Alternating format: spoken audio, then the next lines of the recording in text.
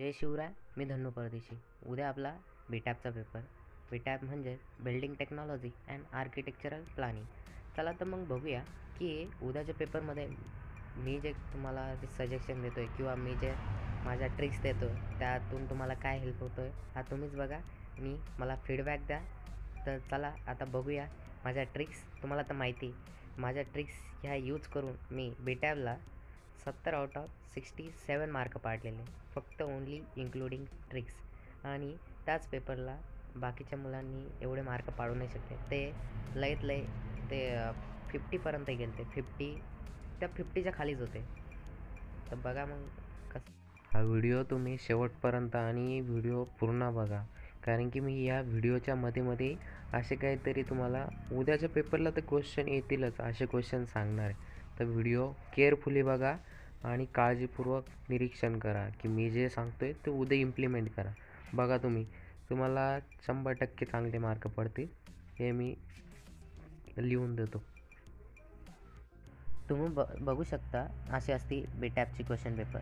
म्हणजे हे जे क्वेश्चन असतं ना, म्हणजे टोटल हे 8 क्वेश्चन असतात. 8 क्वेश्चन हे बघू शकता तुम्ही. 1 2 3 आणि ह्या एकाला एक ऑर राहतो. हे पहा, हा ऑर आहे.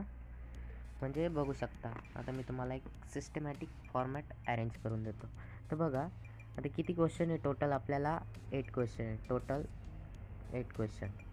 तर बघा आता हा जे 8 क्वेश्चन आहे, आता यात पण कसं आहे, एका क्वेश्चनमध्ये किती क्वेश्चन असतात. सब क्वेश्चन 3 क्वेश्चन असतात. 1 2 3. दुसऱ्यामध्ये पण किती 1 2 3. आता तुम्ही काय करशाल, हा ऑरला आहे म्हणजे एक तर हा सिलेक्ट करशाल किंवा एक तर हा सिलेक्ट. म्हणजे असं टोटल किती क्वेश्चन आहे तुम्हाला. 8 क्वेश्चन आहे. 8पैकी किती करायचे आहे, 4 करायचे. पण ज्यावेळेस तुम्ही पेपरला बसशाल ना, तर फर्स्ट ऑफ ऑल काय करायचं, ही जी क्वेश्चन पेपर आहे ही पूर्ण प्रॉपर बघून घ्यायची. तर म्हणजे प्रॉपर पहिले काय करायचं, क्वेश्चन सिलेक्शन करायचं. आता हा आहे ना, हे बघा एकला दुसरा ऑर आहे. तर मला माहिती आहे मला यातला हा क्वेश्चन येत नाही, तर मी हा क्वेश्चन सिलेक्ट करल आणि हा अटेम्प्ट करल. मी काय करल, मी माझं पेपरची ट्रिक म्हणजे मी पेपरला बसल्यावर मी आधी आन्सर शीटकडं बघतच नाही काही. मी first of all question paper हातात घेतो आणि आधी क्वेश्चन बघून घेतो मला कोणता क्वेश्चन येणार आहे. हे बघा असे टाईप बघून घेईल. हा येतो आहे ना मला, याला टिक. परत हा येतो आहे का, नाही येत सपोज. आणि हा येतो आहे, मग याला टिक. हा येतो आहे का, येतो आहे. हा येतो आहे का, नाही, मग याला क्रॉस. म्हणजे असं मी टिक करून घेतो. आणि जरी नाही येत असलं ना, तरी मी माझ्या ट्रिक्स देतो तुम्हाला. तुम्ही तेवढा पेपरला अप्लाय करा, तुम्हाला पण जमून जाईल आणि तुम्ही पूर्ण पेपर अटेम्प्ट करून यायचं. तर चला बघूया मग. आता हे जे क्वेश्चन आहे, तर आता बघू शकता तुम्ही किती आहे. एक क्वेश्चन 6 मार्काला, म्हणजे एक क्वेश्चन टोटली किती आहे, 6 किती झाले 18. म्हणजे असे 4 क्वेश्चन तुम्हाला, म्हणजे असं जर टोटल जवळपास 70 जाते. काही क्वेश्चन आहे ना हे थोडं, काही 17 मार्काचे आहे काही 18 मार्काचे आहे. म्हणजे असं टोटल 70 मार्क. आता बघा तुम्ही, अजय 18 मार्काचं 6 मार्काची क्वेश्चन आहे. म्हणजे हा 6 हा 6 हा 6. तर काय करशाल तुम्ही पेपरला गेल्यावर, तुम्ही हा जो किती मार्काचा पेपर आहे तुमचा, 70 मार्काचा क्वेश्चन. टोटल किती मार्काचा पेपर आहे तुमचा, 70 मार्काचा. आणि टाईम किती आहे तुम्हाला, किती तास आहे, 2.5 तास. आता तुम्ही बघा, तुम्ही काय करशाल पेपरला गेल्यावर पूर्ण पेपर अटेम्प्ट करशाल. 70 आउट ऑफ 70 असंच अटेम्प्ट करायचा. जर तुम्ही नाही केला तर पॉसिबिलिटी जास्त असतं की फेल व्हायची. कारण की बघा तुम्ही, जर 6 मार्काचं क्वेश्चन आहे ना, जे एक्झामिनर असतात याला 3 आणि 2 मार्क टेकवतात. मग तुम्ही अनुमान लावायचा की पूर्ण पेपर कसा अटेम्प्ट होईल. तर ते बी मी तुम्हाला हिशोब सांगतो, साधा हिशोब. तर किती, समजा 2.5 तास आहे तुमच्याकडं. 2.5 तास म्हणजे किती झालं, 150 मिनटं आहे तुमच्याकडं. समजा वरचे अर्धा तास म्हणजे पेपर, ते सुपरविजन ऑदर येते त्या गोष्टीमुळं, किंवा पेपर रायटिंग म्हणजे ऑदर गोष्टीमुळं थोडाफार, किंवा मार्किंग येते. तर तिथं अर्धा तास आपण स्किप करून टाकू. मग आता तुम्ही बघा आता उरले किती क्वेश्चन.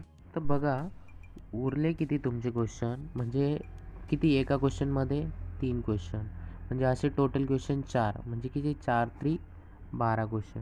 म्हणजे एका क्वेश्चनला तुम्ही किती मिनटं द्यायचे, 10 मिनटं. 10 मिनटं दिले तर 120 मिनटं.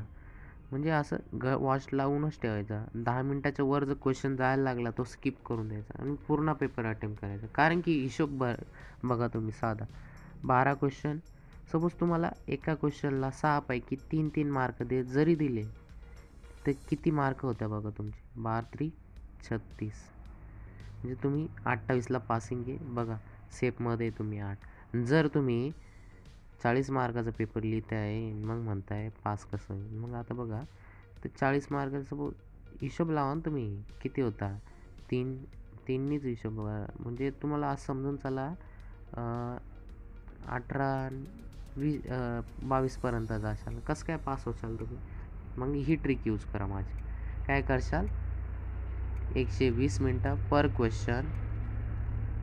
Question 10 minute. ओके. चला तर मग आता बघूया माझ्या ट्रिक्स आणि टिप्स. चला तर मग आता स्टार्ट करूया. आता आपण बघूया हे क्वेश्चन पेपर आहे. तर मी तुम्हाला काही इम्पॉर्टन्स क्वेश्चन पण सांगतो आणि उद्याच्या पेपरसाठी तुम्हाला काहीतरी आयडिया पण देतो नाही का. चला तर गाईज मग आता बघूया माझे पेपर लिहायची टेक्निक बघू शकता तुम्ही. आता समजा मी हा क्वेश्चन घेतला आणि यात काय करायला लावलं, मला इनलिस्ट करायला लावले types of residential building and explain any one detail. आता समजा मला आता हे तर माहिती आहे रेसिडेन्शियल बिल्डिंग काय असते. समजा मला याची डेफिनेशनच येत नाही तर मी काय कराल, सपोज असं लिहून घे ना, रेसिडेन्शियल बिल्डिंग. आता ही लिहिलं ना मी, तर मी काय कराल याला अंडरलाईन कराल, पुढं असं डॉट कराल. बघू शकता तुम्ही असं करून घेईल आणि याला स्टार इथं पुढं देऊन देईल. आता हे काय कराल मी असं लिहिल की द रेसिडेन्शियल बिल्डिंग. आता तुम्हाला तर माहिती रेसिडेन्शियल बिल्डिंगमध्ये काय काय येतं, मग ते सांगून द्यायचं तुम्ही. The residential building including walls, beams, column आणि कोणत्या टाईपच्या बिल्डिंग येतात ते बी इन्क्लूड करून द्यायचं नाही का. आता तुम्हाला तर माहिती आहे रेसिडेन्शियलमध्ये आपलं हाऊस येतात कोणते, जिथं आपण राहतो, व्हेअर यू लिव्ह. आणि इथं युजेस पण लिहून द्या नाही का. म्हणजे तुमचं पेपर पूर्ण असं चकाचक भरलेलं दिसल. तुम्हाला माहिती आहे रेसिडेन्शियल बिल्डिंगमध्ये रो हाऊस येतात, असं असं लिहिलं ना. And that's building it's called as residential building. आता मला इथं बोललेलं आहे की ते काय विचारलं आहे बघा, ती डेफिनेशन लिहिली म्हणजे डेफिनेशनचा अर्धा 1 मार्क नाही, 2 पैकी म्हणजे असं समजून त्याला 1-1.5 मार्क भेटून जाईल. पण त्याच्यानंतर काय करू आपण, enlist the types of residential. आता टाईप विचारलेले आहे, आता इनलिस्ट करायला लावले ना, म्हणजे याला किती मार्क दिले आहे बघा. टोटल 6 मार्कच क्वेश्चन. तर डेफिनेशनला काही मार्क्स, परत इंग्लिशला आणि नंतरून एक्सप्लेनला काही मार्क्स. तर बघा तर इंग्लिश करताना आपण 4च बघू. आपल्याला आठवलं तर आहे आता रेसिडेन्शियल बिल्डिंग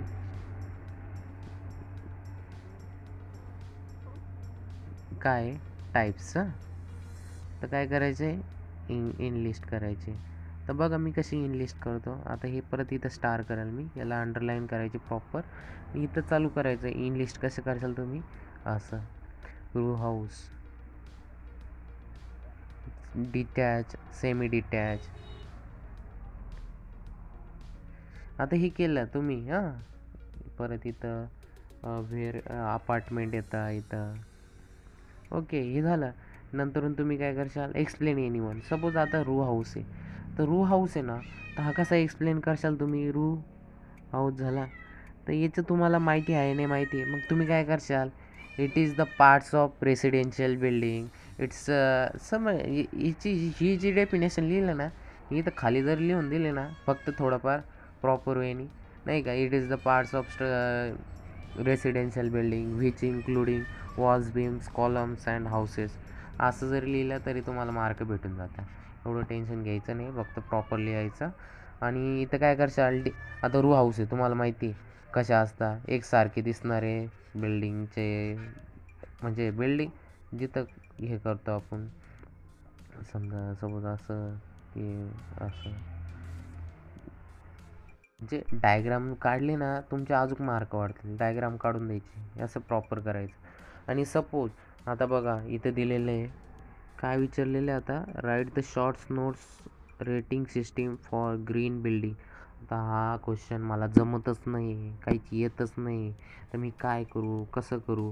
आता हा डोक्यात पेपरच्या वेळेस आहे ना तुमच्याच नाही, म्हणजे मी जेव्हा 10वीला होतो ना सायन्सच्या पेपरला, मला पण भरपूर क्वेश्चन आहे. पण मी माझ्या ट्रिक तुम्हाला दाखवतो, सोपी ट्रिक इम्प्लिमेंट करशाल. काय करशाल तर यात काय आहे, कीवर्ड बघा, रेटिंग सिस्टीम ग्रीन बिल्डिंग.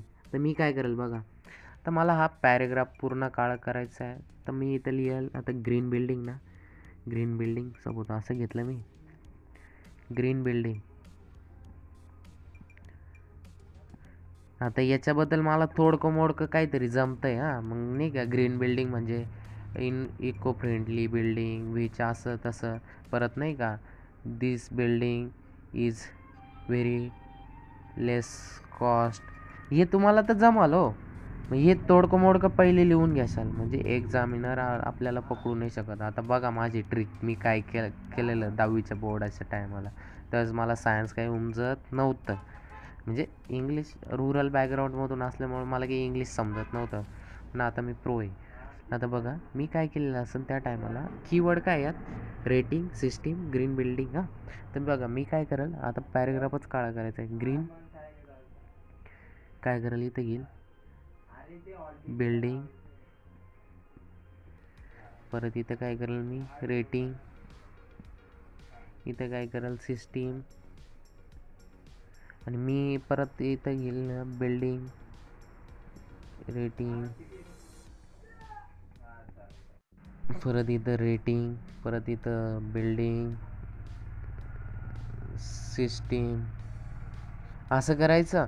आणि हे जे फिलिंग द ब्लँक्स आहे ना, हे तुम्ही तुमच्या मनाने वाटलंच तर ग्रीन इज द स्ट्रक्चर, असं काहीतरी लिहून काळं करायचं. आणि काय करशाल माहिती का, एक्झामिनर आपल्याला पकडला नाही पाहिजे, मग त्याच्यासाठी काय करशाल तुम्ही, हे बघा खाली अंडरलाईन करून द्यायचं, कारण की फोकस आहे ना एक्झामिनर, मोजक्या शब्दांनी खाली करा बरं का, नाही तर तुम्ही सगळ्या करशाल पकडल्या जाऊ, पकडल्या गेल्या नाही पाहिजे. हे बघा असं, हे झालं का, आता इथं सोडून दिलं बघा कसं. आता हे पण तुम्हाला लिहून दाखवतो, रेटिंग आहे ना, रेटिंग हॅज पॉईंट, असं काहीतरी लिहून द्या. पण असं भरला ना पॅरेग्राफ, कोण कसं काय ओळखल, आणि एक्झामिनरचा फोकस कुठं जाईल माहिती का तुम्हाला, फक्त कीवर्ड हायलाईट केले ना मी, आणि एक्झामिनर कीवर्डच शोधत असतो पेपरमध्ये, समजलं. चला मग अजून बघूया नेक्स्ट टिप्स माझी, चला आता मग बघू. परत इथं रेटिंग, परत इथं बिल्डिंग सिस्टीम, असं करायचं. आणि हे जे फिलिंग द ब्लँक्स आहे ना, हे तुम्ही तुमच्या मनाने वाटलंच तर ग्रीन इज द स्ट्रक्चर, असं काहीतरी लिहून काळं करायचं. आणि काय करशाल माहिती का, एक्झामिनर आपल्याला पकडला नाही पाहिजे, मग त्याच्यासाठी काय करशाल तुम्ही, हे बघा खाली अंडरलाईन करून द्यायचं, कारण की फोकस आहे ना एक्झामिनर, मोजक्या शब्दांनी खाली करा बरं का, नाही तर तुम्ही सगळ्या करशाल पकडल्या जाऊ, पकडल्या गेल्या नाही पाहिजे. हे बघा असं, हे झालं का, आता इथं सोडून दिलं बघा कसं. आता हे पण तुम्हाला लिहून दाखवतो, रेटिंग आहे ना, रेटिंग हॅज पॉईंट,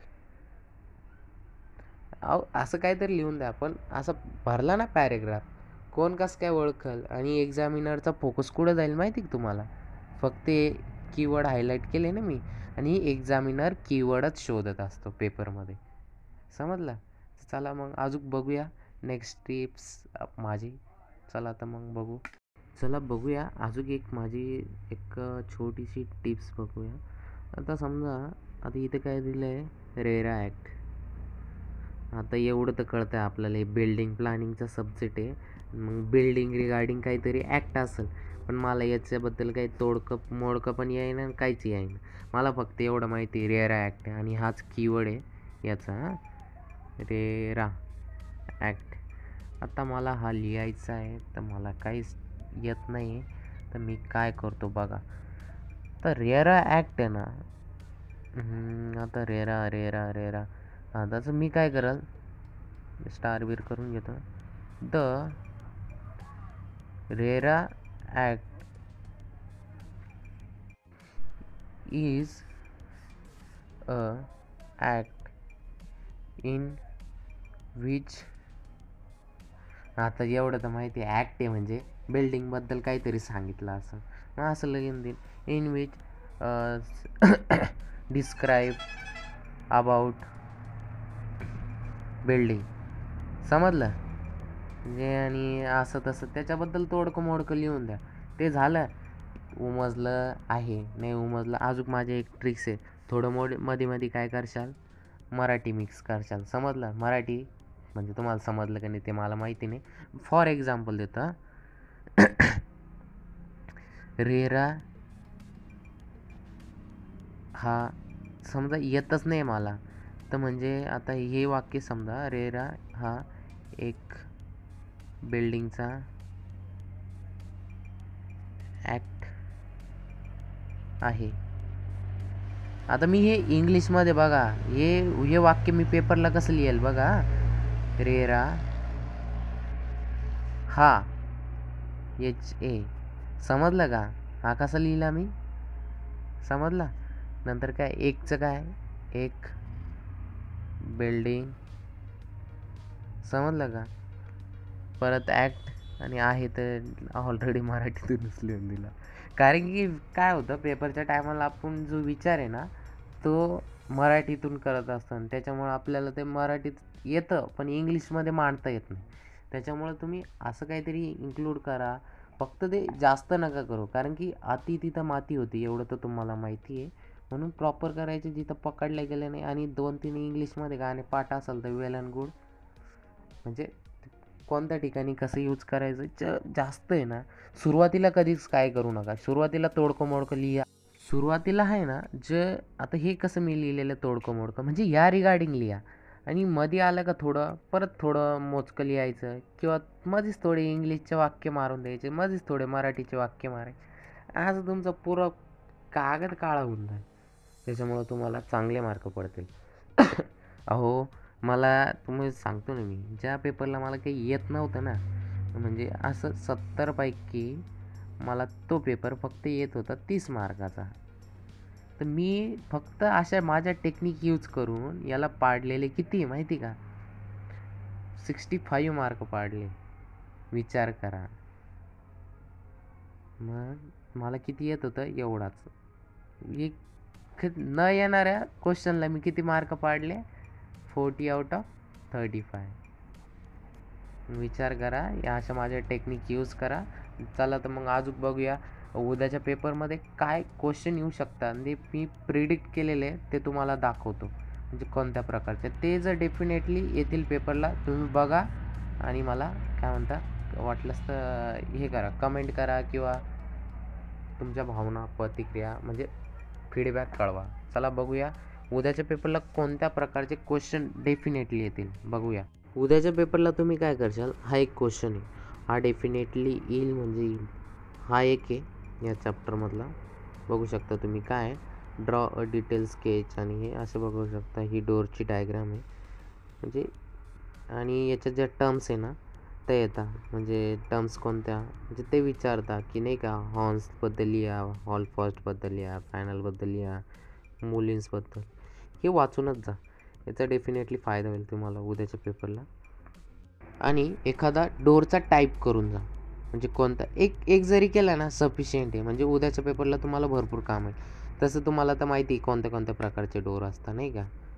मग एवढा एखादा टाईप्स करा आणि डोअरबद्दल काही लिहून द्या वाटलं असतं नाही का. डोअर कशासाठी असतो, म्हणजे घरात येण्या जाण्यासाठी, असं तसं लिहून टाक. आणि हा एक क्वेश्चन आहे बघा, आर्चेस वर्कवर, म्हणजे यावर डेफिनेटली ना मोस्टली कशावर पडतो क्वेश्चन, जे आपला की स्टोन आहे ना, की स्टोन आहे बा, हा एक आहे की स्टोन. परत आपलं असतं क्राऊन, क्राऊन कुठं गेला, हा क्राऊन. परत एक असतो आपला स्प्रिंग लाईन. कुठे गेली स्प्रिंग लाईन? बस स्प्रिंग लाईन. तुम्ही एवढी डायग्राम लक्षात ठेवा. पेपरला कोणते पण टर्म विचारू द्या, एवढी डायग्राम लक्षात राहिली ना तुम्हाला कळून जाईल.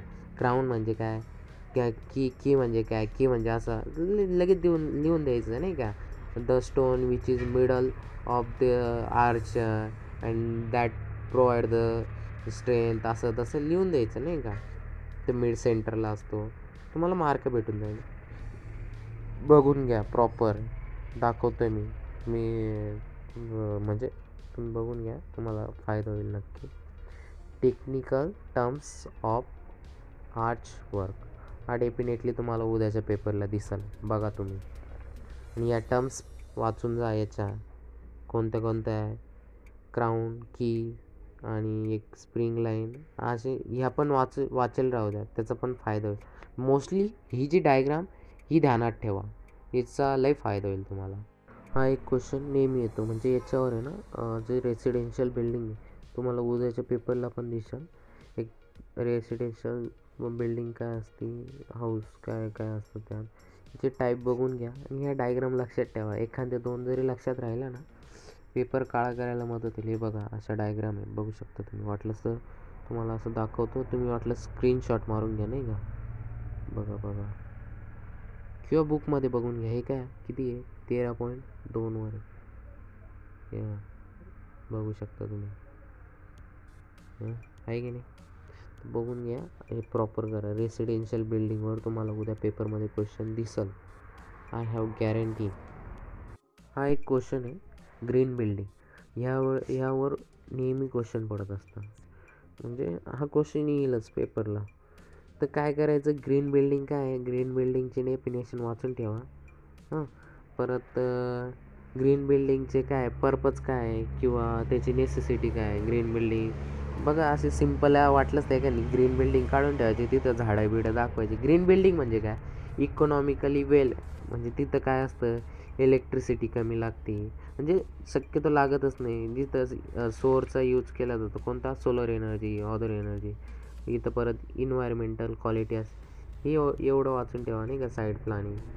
परत ग्रीन बिल्डिंगचे बेनिफिट तुम्हाला तर माहिती आहे, म्हणजे आपलं जीवन एकदम सुखसोयीते आणि ते जे एअर फॉल्स नॉईज वाटलंच ते एकदम रिमूव्ह करून टाकते. मोजके पॉईंट यूज करा, ते थोडं वाचून घ्या.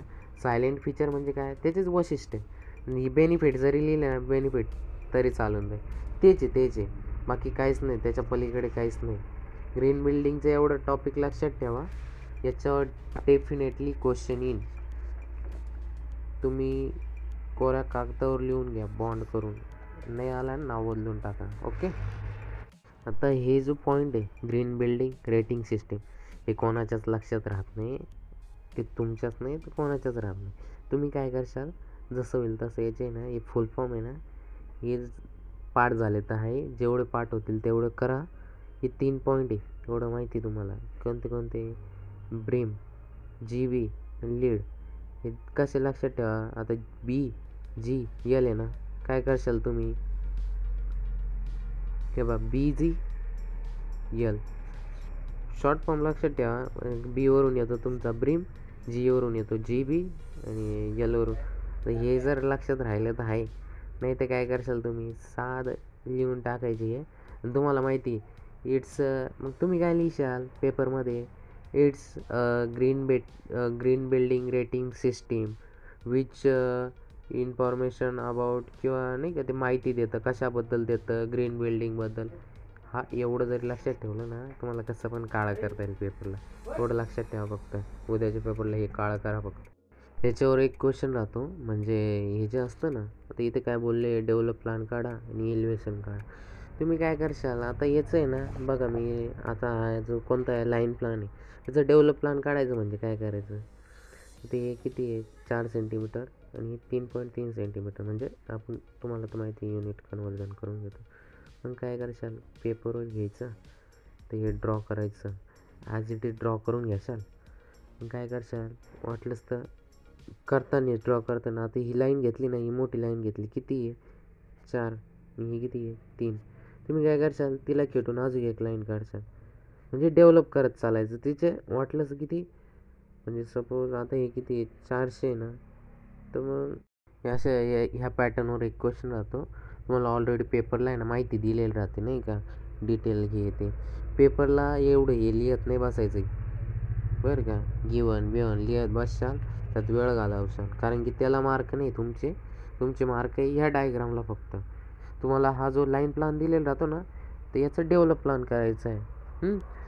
तर काय करशाल तुम्ही, आता ही जी डायग्राम आहे ना, याच्या बाजूला फक्त थोडं अंतर सोडून लाईन खिचून घ्यायची. म्हणजे ते आज समजून घ्या की वॉलची थिकनेस ऑलरेडी दिलेली राहते. इथे हे बघा, नाही इथं दिलेली नाही, हां दिलेली आहे बघा 300 mm.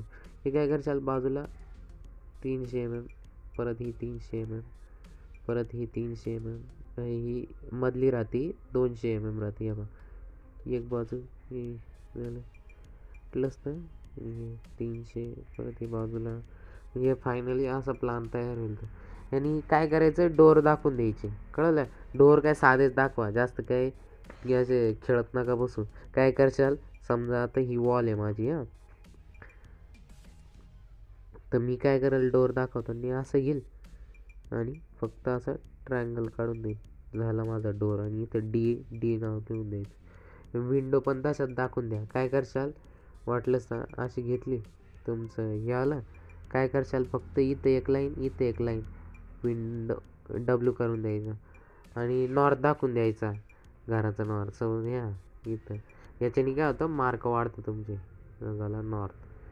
झाला नॉर्थ काहीच नाही लागत हो. आणि जे असतं ना आपले इल्युएशन, काहीच नाही करणार तुम्ही. खाली काय करायचं, लेवल एक 6 सेंटीमीटर, हे 3 मीटरचं वरती बॉक्स काढून द्यायचं. आणि हे तुम्हाला तर जमतं खिडक्या. आणि हे तुम्ही लहानपणीच शिकलेलं आहे, खिडक्या कशा काढायच्या चित्रकलेच्या पेपरला. तुम्हाला जे आहे ना याची माहिती इथं दिलेली आहे ऑलरेडी. ते फक्त ते वाचायचं. आणि किती मीटर आहे, प्लेन आहे 600 mm आहे. नंतर फ्लोअर टू फ्लोअर हाईट किती, 300 mm.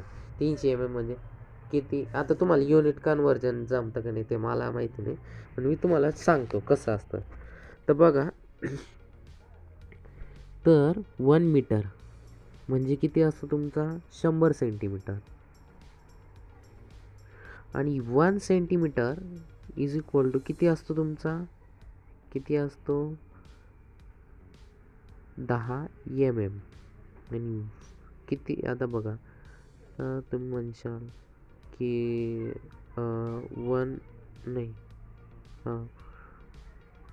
1 मीटर म्हणजे किती mm, तर 1000 mm. म्हणजे कन्व्हर्जन पण करायला शिका, नाही तर तुम्ही काय मागं राहून जाशाल. नाही आणि पेपरला नाही तर काढून याशाल किती इथं 600 mm काढून याशाल, 600 सेंटीमीटरची लाईन किंवा 600 मीटर. थोडं पेपरमध्ये पुरलं तर पाहिजे, हे समजून घ्या.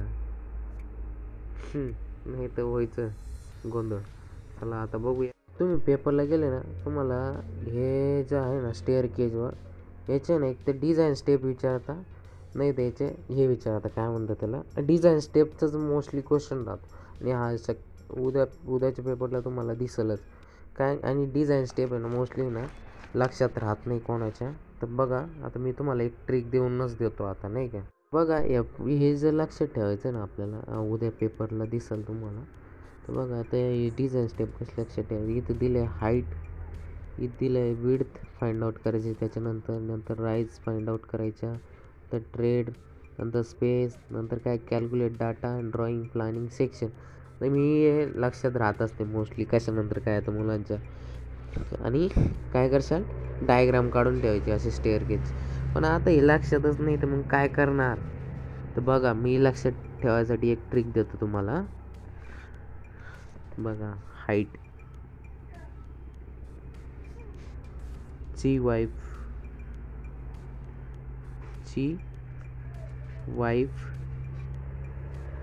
हां, हाईटची वाईफ, नंतर काय आता रितेश कडून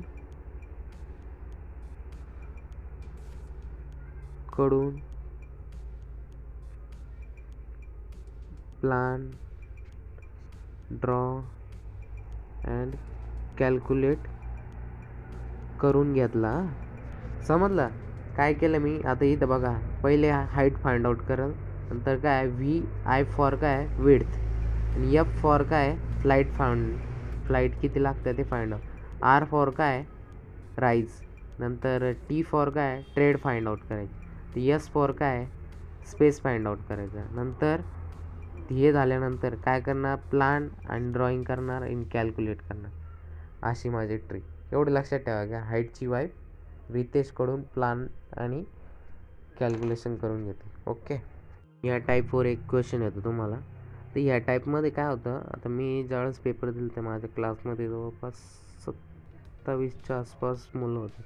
तर त्यांनी गोंधळ काय केला, त्यांना हे जमलंच नाही किती एरिया आहे काय आहे, किंवा हे बघा आता इथं 15 मीटर स्क्वेअर इथे. तुम्ही काय करशाल टोटली, फर्स्ट ऑफ ऑल काय करशाल, आणि मोस्टली काय जमत नाही माहिती का मुलांना, हे स्केल पेपरवर काय घ्यायचं तेच उमजत नाही, ते बी समजून सांगतो. आता बघा हे किती आहे, 12 मीटर स्क्वेअर. काय करेल मी पहिले बघा, फर्स्ट ऑफ ऑल कॅल्क्युलेट करून घ्यायची रफली. ही जी क्वेश्चन पेपर आहे ना, इथं बाजूलाच करून घ्यायचं. इथं किती 45 परत असं रफली कॅल्क्युलेट करून घ्या. तर मी तुम्हाला दाखवतोय बघा तुम्ही. इथं किती आहे, 12, 18, 9 कॅल्क्युलेट करूनच दाखवतो. 12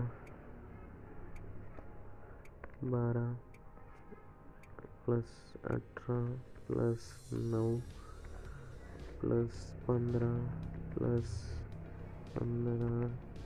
9 प्लस एवढंच. आणि त्यात काय बोलले, लेडीज जेंट्स टॉयलेट आणि सुटेबल आपल्या अकॉर्डिंग. मग इथं आपण सपोज एरिया धरून घेऊ 5 आणि इकडं पॅसेजचा म्हणजे 1.5 मीटर स्क्वेअर ना, म्हणजे असं समजा आपण अजून तो 4 धरून घेऊ, प्लस 4 एवढं एरिया आहे.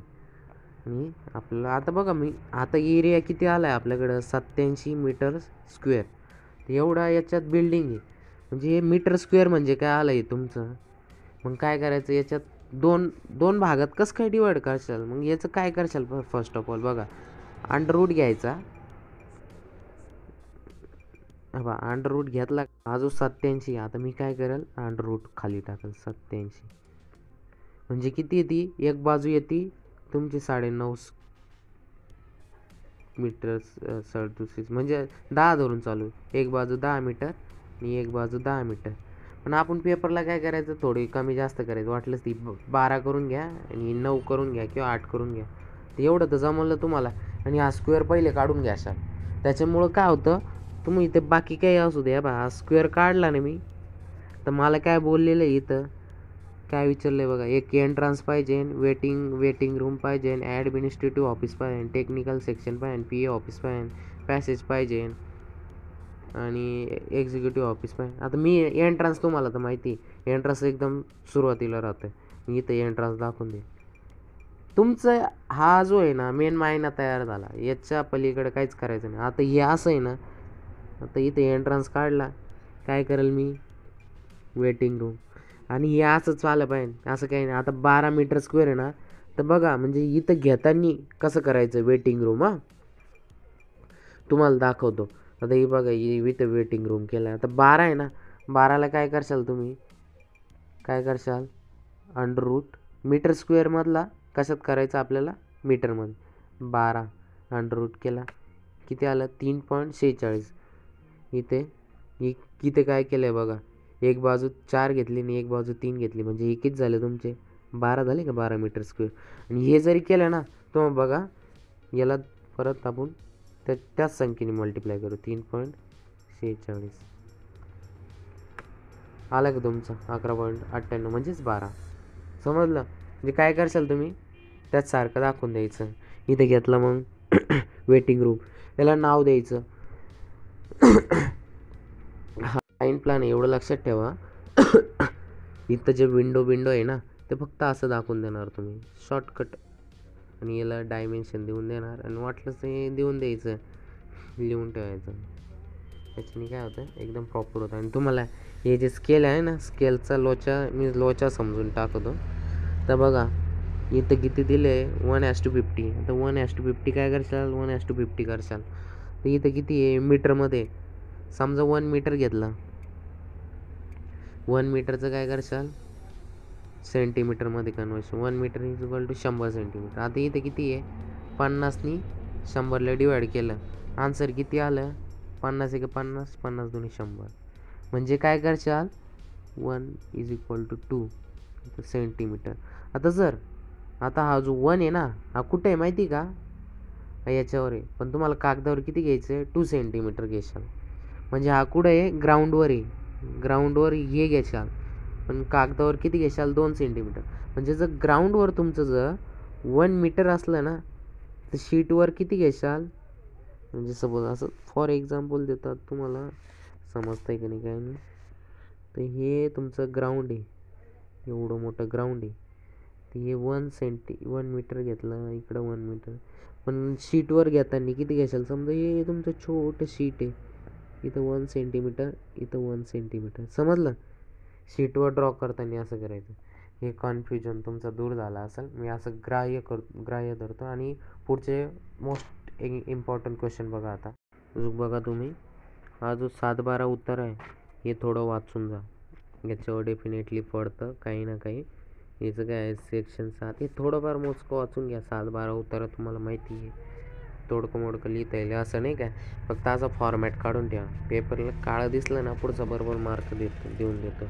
किंवा 7 म्हणजे काय असतं, जे रेकॉर्ड राईट करतो ना त्याला 7 म्हणतात. किंवा 12 म्हणजे काय, जो 7-12 मधला 12 आहे ना, त्याला म्हणतात आपण रजिस्टर ऑफ क्रॉप्स.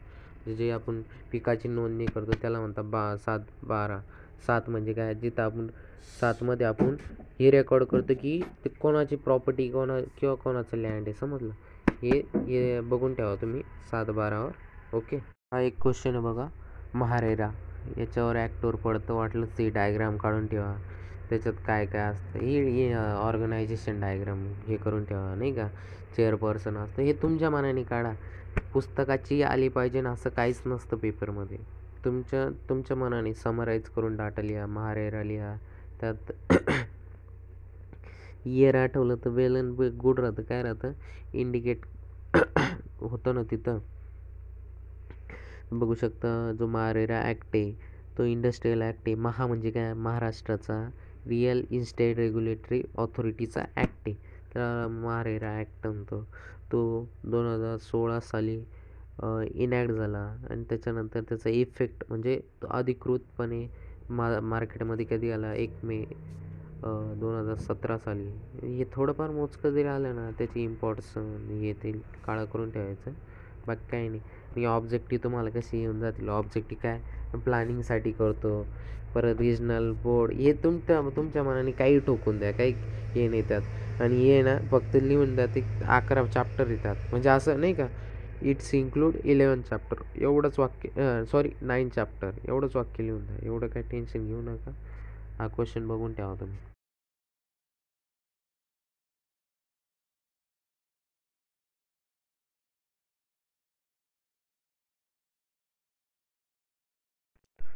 चला तर मित्रांनो, आता आपण भेटूया पुढच्या व्हिडिओमध्ये. तुम्हाला